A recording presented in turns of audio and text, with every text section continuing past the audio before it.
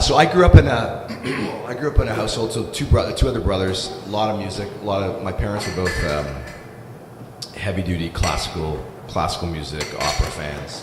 So there's always music going on in the house. And my dad was kind of missed the Beatles singing. He was appreciative of the Beatles and their songwriting skills, but he was a little bit too old for the kind of late '60s psychedelic kind of thing because he was already had 3 young kids at that point. But he appreciated the Beatles. But my dad was not a big lover of rock and roll music or any kind of modern music. Just pretty much opera and classical music all the time. And we used to laugh a lot because there's quite an age range with my brothers and I, and so it kind of runs the gamut from my older brother listening to progressive rock and Yes albums in the house, and then my younger brother listening to Two Live Crew and early 80s rap. But what we loved is my dad he'd obviously read the term acid rock somewhere, and he just loved to regurgitate that term no matter what you were listening to, right? You could be listening to Haircut 100 or Tom Petty or whatever. My dad was always just like, turn that acid rock down now, right? And sometimes he got it right when we were listening to acid rock. It applied, but my dad's one cool move in our eyes as teenagers, anyway. His one cool move was his one rock and roll album purchase was Janis Joplin's Pearl, her last record. I think it was released after she died, but and I think he bought it primarily on 2 cuts. Me and Bobby McGee and Mercedes-Benz.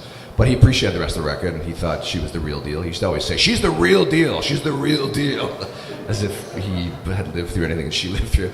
So he didn't play this record all the time, but he would spin it occasionally and loved those 2 tracks.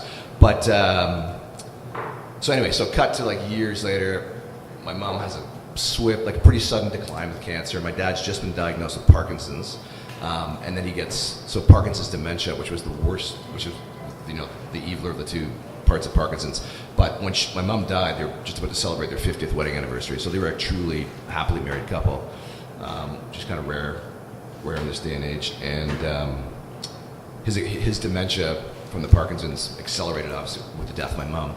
So a few years after she died, we had to move him into a nursing home, and we divvied up all the records. I took this and a whole lot of Beethoven, a whole lot of Mozart, but anyway, so we had a pretty shitty decline the last couple of years in the nursing home, but we'd pop in and see him a lot, kind of short bursts, like 15, 20-minute visits. And one of the last times I saw him, I popped in for a quick visit, and he wasn't in his room. He was, he was still a little bit verbal at this point, but he was pretty out to lunch. And so I got off the elevator and I didn't find him in his room. He rarely left his room. He's always in front of the TV watching Jeopardy or CNN or college basketball. He wasn't around, so I asked the nurse, I said, do you know where my dad is? And she said, oh yeah, they're up on the 9th floor. They're having a sing-song. There's a big sing-song jamboree going on. And inside my head I was like, I can't even imagine what 40-something 80-year-olds with dementia or how that sing-song's going down. So I went upstairs, got off the elevator, and I just kind of caught the last tune they were doing. And I think there was When the Saints Come Marching In or something. And there was a lot of overzealous staff, when the Saints go marching, and a lot of blank stares and wheelchairs with not a lot of sing-song action from the residents. But I wanted to partake because I'd come there and I wanted to kind of connect somehow. So I just said, hey, can we do one more song? And the staff's like, sure, what do you want to sing? I said, do you guys know Mercedes-Benz by Janis Joplin? And there were more blank stares, this time from the staff. And they said, sure, why don't you lead it? We'll kind of jump in and join in. So I did a pretty animated version of Mercedes-Benz with a lot of blank stares all around the room. But I did lock eyes with my dad. It was pretty cool because we had a nice little flicker, just a momentary flicker of recognition because of his lifelong love of this tune and just in his eyes. So it was worth showing up for the sing-song. It's a cool story. All right, so this is a couple of cuts from Pearl by Janis Joplin.